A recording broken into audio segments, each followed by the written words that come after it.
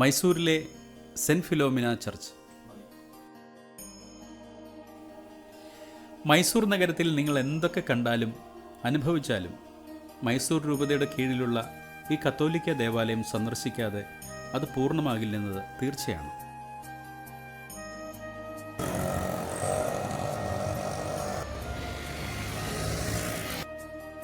ശാന്തമായ അന്തരീക്ഷം, വൃത്തിയായി പരിപാലിച്ചിട്ടുള്ള പരിസരങ്ങൾ, ഏതോ വിദേശ രാജ്യത്ത് ചെന്ന ഒരു ഫീലിംഗ് നമുക്ക് അനുഭവപ്പെടുന്നുണ്ട്. നാനാജാതി മതസ്ഥർ പ്രാർത്ഥിക്കാൻ വരുന്ന ഇടം.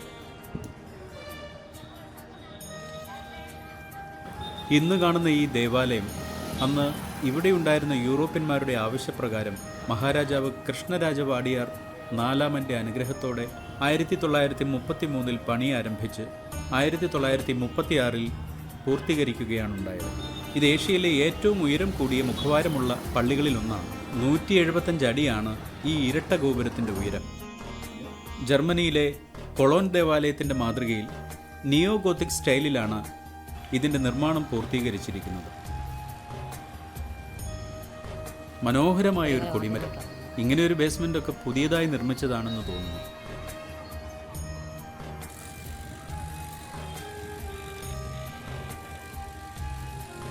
ദേവാലയത്തിൻ്റെ ഉൾഭാഗം ആരെയും ഭക്തിയുടെ നിറവിലേക്ക് കൂട്ടിക്കൊണ്ടുപോകും. തീർച്ച അത്രയ്ക്ക് മനോഹരമാണ് ഇതിൻ്റെ ഉൾഭാഗം.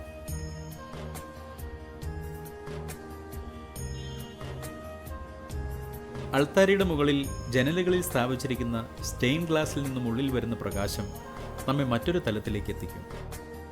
ഒരു വശത്ത് യൗസേപിതാവിൻ്റെയും മറ്റൊരു വശത്ത് വിശുദ്ധ ഫിലോമിനായുടെയും ജീവൻ തുടിക്കുന്ന സുന്ദരമായ 2 പ്രതിമകൾ. ഫിലോമിന എന്നാൽ വെളിച്ചത്തിൻ്റെ മകൾ എന്നാണ് അർത്ഥം. അതുകൊണ്ടാണ് ആ പുണ്യവതിയുടെ ചിത്രങ്ങളിൽ ഒരു വിളക്ക് പിടിച്ചിരിക്കുന്നതായി കാണപ്പെടുന്നത്. 13-ാം വയസ്സിൽ ക്രിസ്തുവിന് വേണ്ടി കന്യകാത്വവ്രതം ഏറ്റെടുക്കുകയും അത് പാലിക്കപ്പെടുവാൻ വേണ്ടി തന്നെ വിവാഹം കഴിക്കാൻ ആഗ്രഹിച്ച ചക്രവർത്തിയിൽ നിന്നും ധാരാളം പീഡനങ്ങൾ ഏൽക്കേണ്ടി വരികയും ചെയ്തു. എന്നാൽ അതിൽ നിന്നെല്ലാം മാലാഖമാരുടെ സംരക്ഷണത്താൽ രക്ഷപ്പെടുകയുണ്ടായെങ്കിലും ഒരു വെള്ളിയാഴ്ച രാജാവിനാൽ ശിരച്ഛേദനം ചെയ്യപ്പെടുകയുമാണ് ഉണ്ടായത്.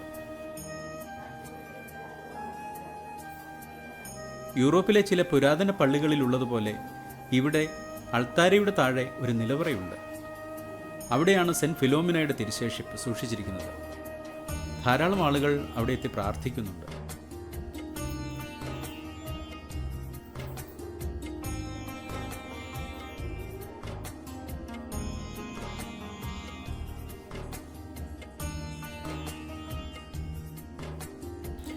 വശങ്ങളിൽ ധാരാളം പേരുകൾ കൊത്തിവെച്ചിരിക്കുന്ന ഫലകങ്ങൾ കാണാം.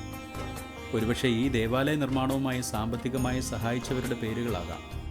ഇങ്ങനെയൊക്കെ കണ്ടിരിക്കുന്നത് പൊതുവെ യൂറോപ്പിലെ ദേവാലയങ്ങളിൽ മാത്രമാണ്. ഏതായാലും ഒരു പുതിയ അനുഭവം തന്നെ. പുറത്തേക്കിറങ്ങുന്ന ഭാഗത്ത് ഉറങ്ങുന്ന യൗസേപിതാവിൻ്റെ രൂപം വെച്ചിരിക്കുന്നു. ഇംഗ്ലീഷിലും കന്നഡയിലും വിശുദ്ധനോടുള്ള പ്രാർത്ഥനയും അവിടെ രേഖപ്പെടുത്തിയിട്ടുണ്ട്. പ്രാർത്ഥന ചൊല്ലിയാണ് മിക്കവരും പുറത്തേക്കിറങ്ങിയത്.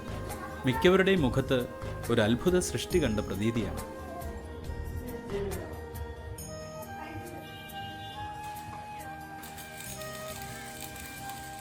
പുറത്ത് ധാരാളം നിർമ്മാണ പ്രവർത്തനങ്ങൾ നടക്കുന്നുണ്ട്.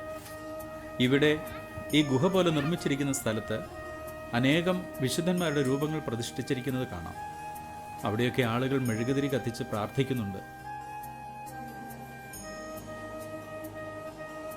Cent Mary's English medium school ഈ പരിസരത്ത് പ്രവർത്തിക്കുന്നുണ്ട്.